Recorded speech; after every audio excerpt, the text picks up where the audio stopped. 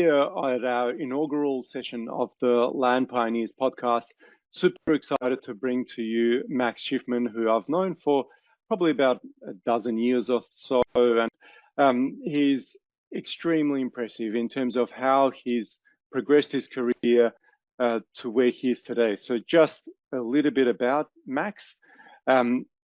He's graduated back in 2008 with a double degree in law and civil engineering from Monash Uni. He graduated with first class honours, and actually during the university studies, he began as a forensic engineer with Delta V Experts, and then progressed to becoming a managing director of the company.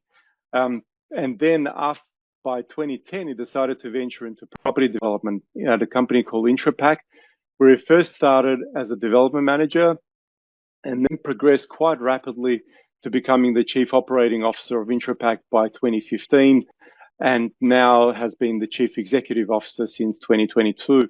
So some of the projects that Max has been involved with include Banyan Hill, Hindley, White Rock Ripley, and also Summerfield, amongst many others, which received many UDIA Excellence Awards. So along the way, he's contributed considerably to the development industry as a whole, first as a Vice President of the UDIA for about 3 years, and most recently as the National President for the last 2 years. So welcome, Max. Great to be here. Thanks, Dan. Fantastic. Look, a little bit about the podcast. So it's actually sponsored by us, Eagle Vision, and just a few words. So at Eagle Vision, we're your trusted partners in property development, driven by a commitment to transparency, a straightforward process, and a deep passion for helping our clients create sustainable legacies that'll endure for generations to come. With over 15 years of dedication to our craft, we've successfully delivered excellence across nearly 700 projects, including approximately 40 large-scale land subdivisions. So our proven track record speaks volumes about our commitment to turning your vision into a successful reality. In recent years, we've harnessed the power of 3D to create interactive and immersive master plan experiences for land estates, and these cutting-edge tools empower future residents to explore master plans as if they were strolling down their own neighborhoods using Google Street View. Experience the future today. Visit us at www.eaglevision.com.au to discover a world of possibilities, and reach out to us to get a comprehensive white paper, 5 insights to broadacre marketing, and gain a deeper understanding of our expertise. Better yet, immerse yourself in the future of property development with a personalized demo of our interactive master plan, showcasing our latest project, a 2,000 lot subdivision in the Hunter Valley in New South Wales. So look, join us on this transformative journey today. So enough about us. Now let's get to Max. So Max, first I wanted to start with just understanding what inspired your journey into property development. I guess you'd say I was born into it to some extent. So my father was a builder and also did small development. So I really grew up around housing and construction. I used to be on the work sites on my school holidays, picking up bricks and cleaning and digging holes and all that sort of stuff. So I really was hands-on. And I guess seeing him work, and it was a very, very small business, micro business, basically him and my mum. But they, worked for 35 odd years, building all sorts of things around predominantly Bayside, Melbourne.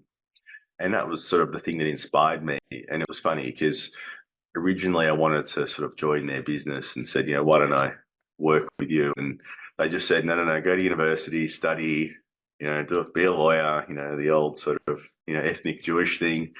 So I did that, decided it wasn't for me. And then, as you mentioned, I fell into something entirely different, forensic engineering. But I think that gave me a real insight into what it takes to operate a business and manage things and understand cash flow and contracts and things like that. So it was a really good stepping stone before I sort of got into the Intrapac side of things. I suppose I never anticipated to be a career forensic engineer. That was probably not big enough for my ego, but that was sort of the thing that led me to look at alternatives. Fantastic. Look, there's quite a change to go from a small business to a large corporate and then to a privately held large-scale construction company. It would have been quite a journey. So I've come across Intrapac a while back, and it's one of the like preeminent industry organizations when it comes to land development. And you also got to work with a bit of an industry stalwart in David Pays. So could you share some of the lessons that you learned from working with him? Yeah, well, David's incredibly well known in development, particularly in Victoria, but increasingly around the country. In fact, next year will be our 40th anniversary as a business. Oh, wow. It's a huge legacy. Um, and yeah, David's a great person to work with. There's probably say the three key things that I've taken away from it. One is the whole notion of value creation. And what I mean is, particularly when you're looking at a large land estate, you can either try and do the cheapest product, carve as much out of it as possible and, try and generate your return that way in a pretty ordinary product.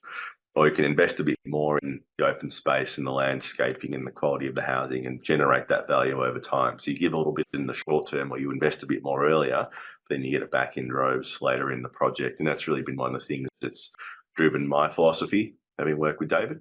The other one is sort of keeping big picture. And it's not that, the micro isn't important. It's very important, but it's the idea that you don't always sweat every single little thing.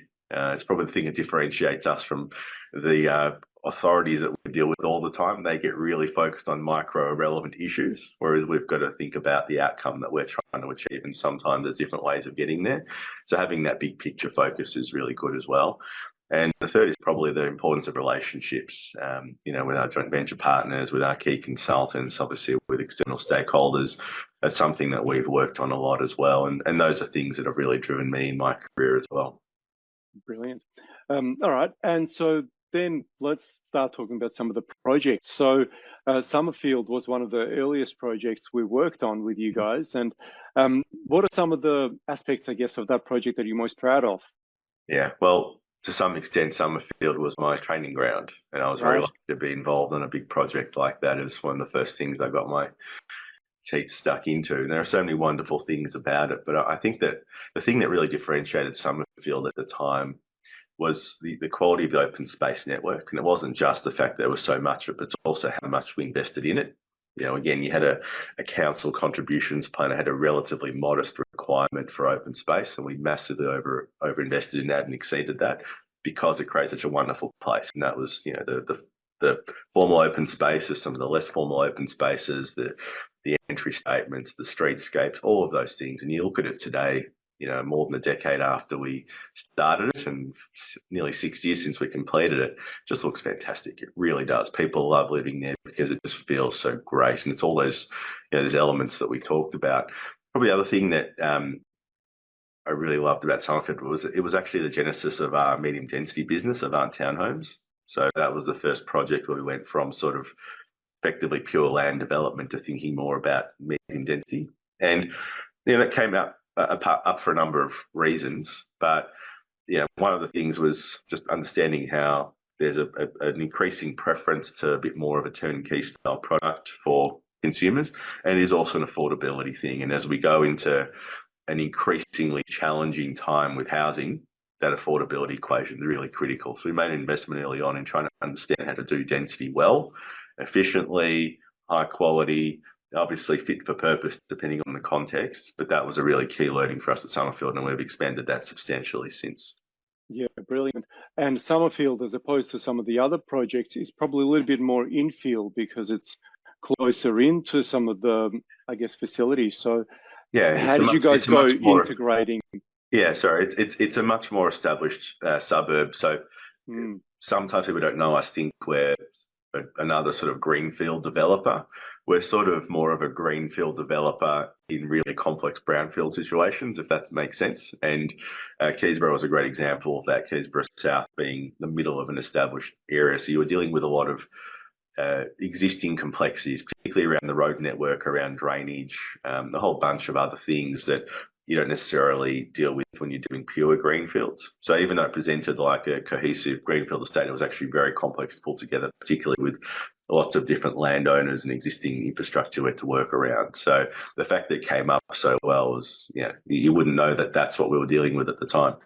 Yeah, Look, and this is a perfect segue into the next sort of major project that I wanted to talk about, because this complexity, it's not a simple sort of a big paddock that you get to chop up. And Kinley is one of these kinds of projects where I'm sure a lot of developers would have looked at it and said, there's no way we're touching a quarry. How did you? In fact, a number of people did look at it and say, there's no way we're touching this, but we were, call us silly enough to take it on. But we obviously didn't do it without doing our due diligence up front. It's an incredibly challenging project, but really, when we saw the opportunity there, it was perfect for our brand. That sort of complexity of dealing with all those established things.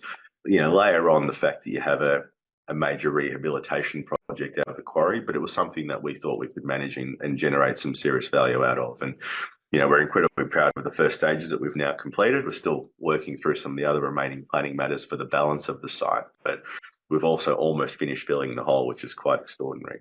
Oh, wow.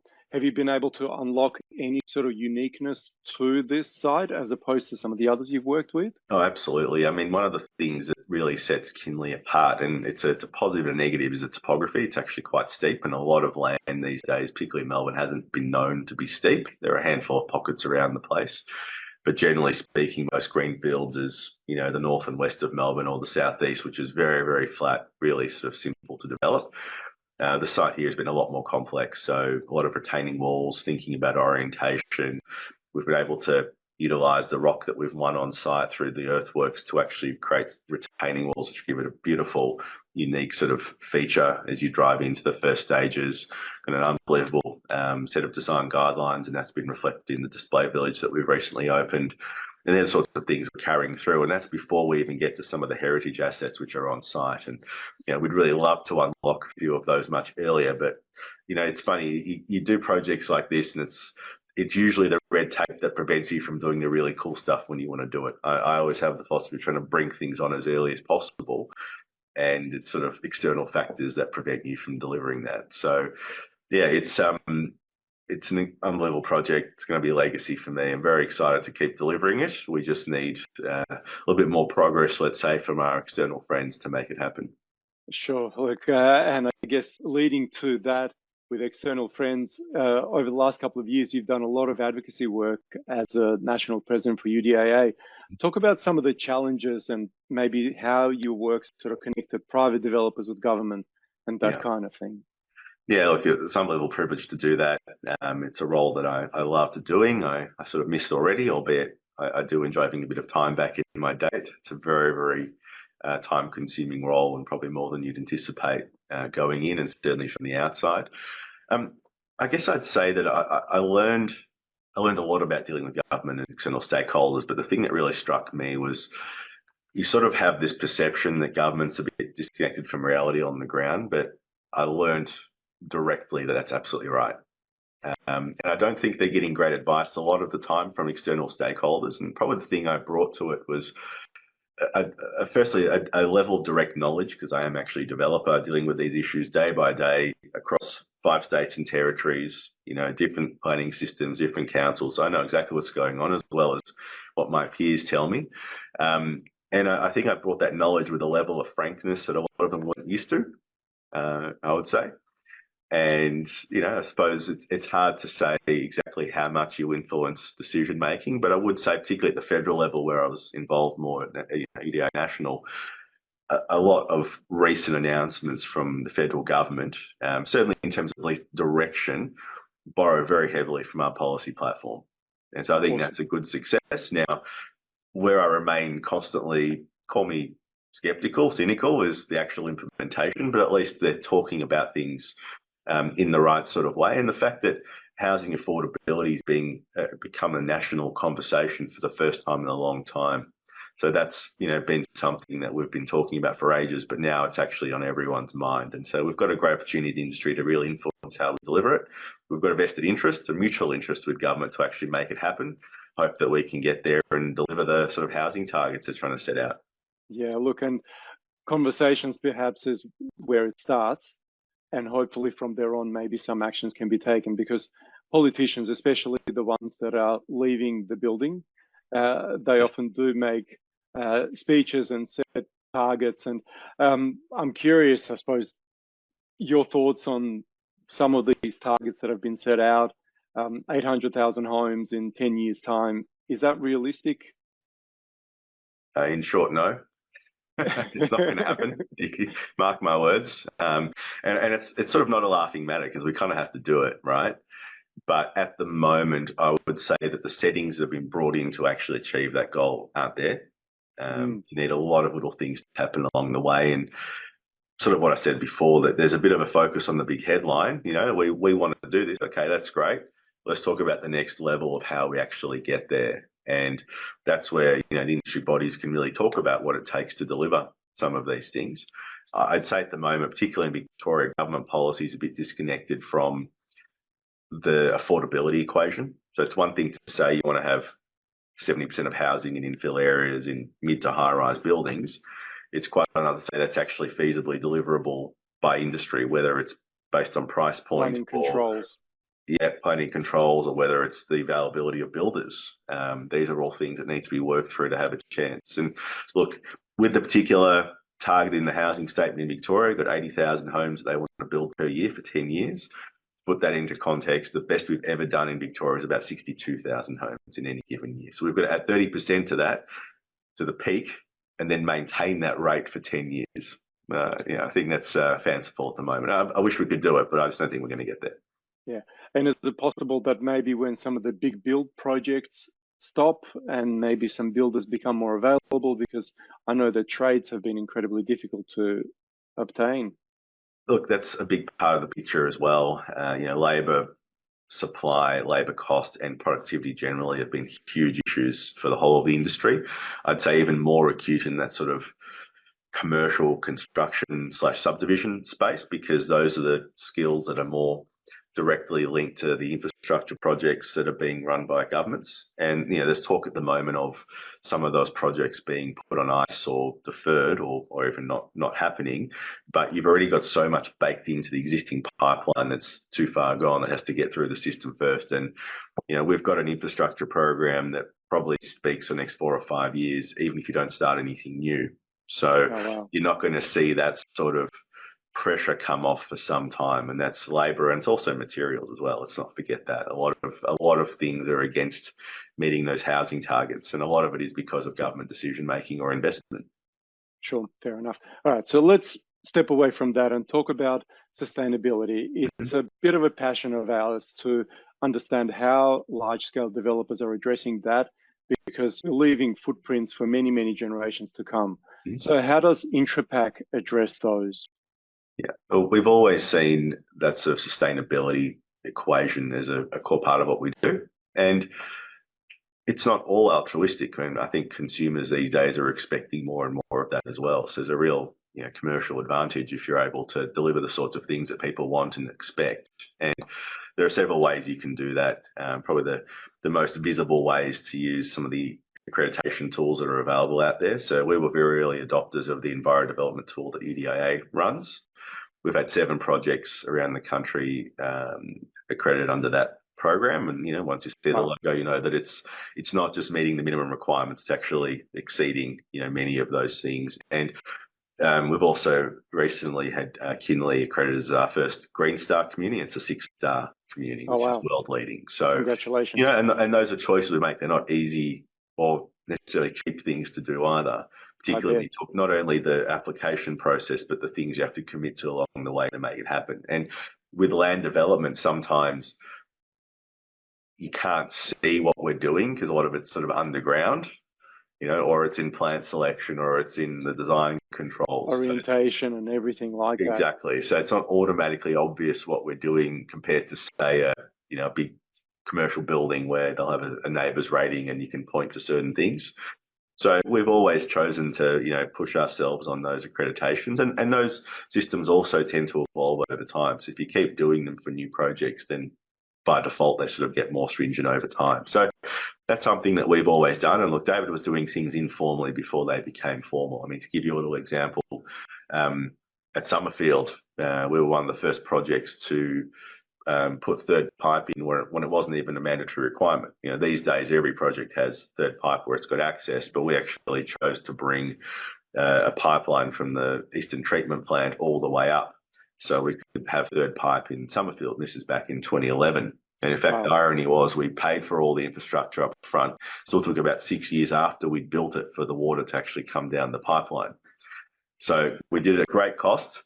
And then, in that particular case, the authorities weren't able to actually deliver the product, being the recycled water, for a long time after we'd put in the facilities to do so. So I'd say industry is typically leading rather than following. I guess the other thing is there's an increasing push for discussions around carbon neutrality and net zero and things like that. And certainly at an industry level, there's a lot of discussion now around what that means, how you can demonstrate it, particularly in a subdivision context. And there'll be a lot more happening in that space over the next few years, in my view. Yep, very cool. All right. And now how about marketing? Because along the way, marketing is seeming to be one of the strengths of Intrapac, because you've expanded to 5 different states. What are some of the techniques that you've sort of implemented across your projects? Well, I think it starts with the project. You can't sell crappy land to people if they don't want to be where the land is. That's really the starting point for us, actually, the project selection. And if you look at our portfolio, again, we tend not to be, there are exceptions, but generally we tend to be in more established areas. So there's a certain value proposition already, and then we can enhance that through what we deliver on the project itself, be it the new development, be it the housing, etc. So that always has to be the starting point. Location, all those sorts of things remain true. Then it's about the sales process, and so a lot of what we do is very traditional in the sense that you've got to be on the digital platforms. You obviously got to have signage, things like that. So that's de rigueur, and you just have to be there and do it, and they remain effective channels. I think that the differentiation then becomes the sales office experience. So we've developed some in-house tools for CRM, and also like a web mapping tool that links in with that we've used, and it works in our sales office as well. And it was designed to be quite lightweight, browser friendly, just sort of thinking about how people interact with that sort of stuff these days. And then that also helps run the sales track within the sales office as well. And one of the big decisions we made almost 6 years ago now was to bring our sales team in-house. And that was a big call, but we made that decision because we wanted to have sales teams that were really representing brand Intrapac and part of us. So they were a lot more involved in and embedded in the development process, knowing what's going on. They know what we're all about. They represent us and our company rather than an external agent. And you have to be at a certain scale to do that. But we got to that point and made that hard call, and I think it's been a great one for us. Yeah, brilliant. All right, and now let's shift across to some of the future stuff. So AI, or artificial intelligence, seems to be dominating the news headlines of sorts.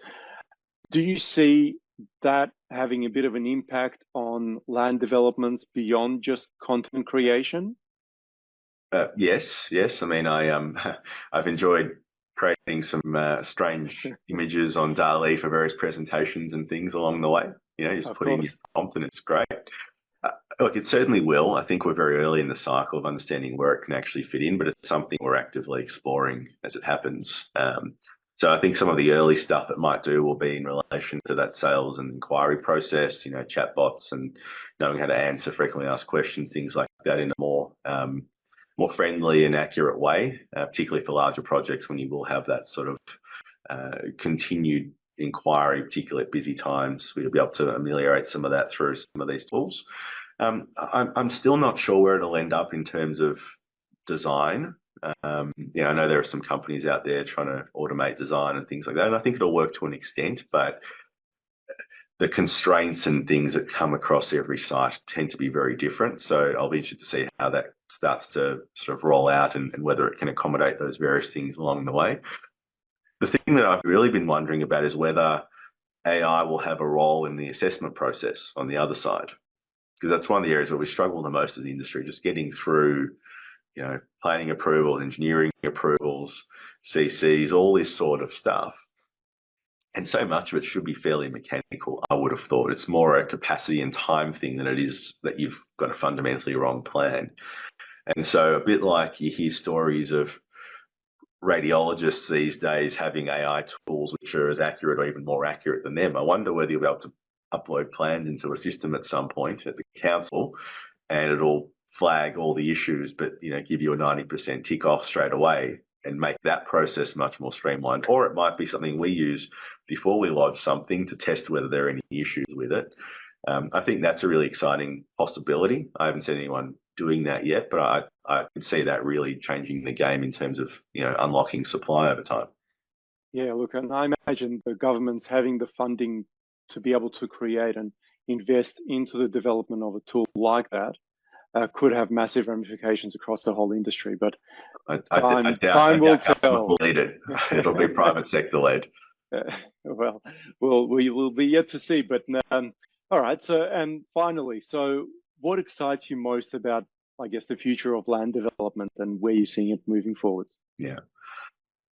Look, I still love this business, and I think the fundamentals in Australia remain great for land development. So that's really what drives me. We've gone through a tricky year and a bit, really off the back of the pandemic, high interest rates, obviously cost increases, and that's going to be with us for some time. I don't think we're out of the woods by any stretch yet, but I know that midterm people still want to be in Australia. It's still a great place to live from a lifestyle perspective.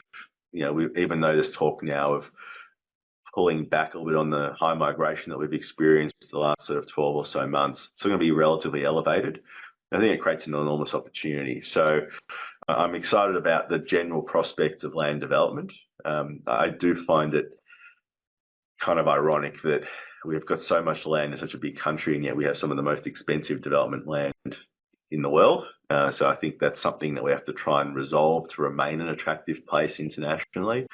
But that's where innovation will come in. There'll be smarter density, there'll be new product typologies. We'll find ways of unlocking new cities, which is actually what we need to do around the country. We're very unusual in that a country of our size doesn't actually create new cities. We tend to just grow the existing ones.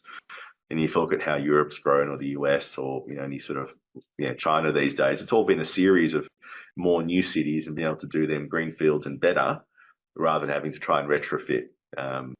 I hope we get a political leadership that can see that sort of vision and actually unlock that to happen.